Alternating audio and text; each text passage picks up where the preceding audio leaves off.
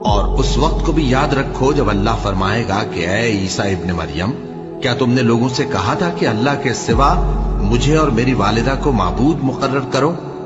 وہ کہیں گے کہ تو پاک ہے، مجھے کب شایع تھا کہ میں ایسی بات کہتا جس کا مجھے کچھ حق نہیں۔ اگر میں نے ایسا کہا ہوگا تو تجھ کو معلوم ہوگا، کیونکہ جو بات میرے جی میں ہے تو اسے جانتا ہے، اور جو تیرے جی میں ہے اسے میں نہیں جانتا۔ بے شک تو علام الغیوب ہے۔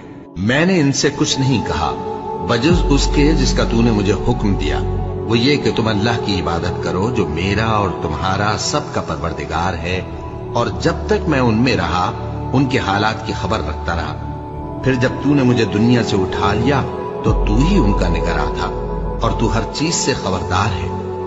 اگر تو ان کو عذاب دے تو یہ تیرے بندے ہیں، اور اگر انہیں بخش دے تو تیری مہربانی، اس لیے کہ تو ہی غالب ہے، حکمت والا ہے۔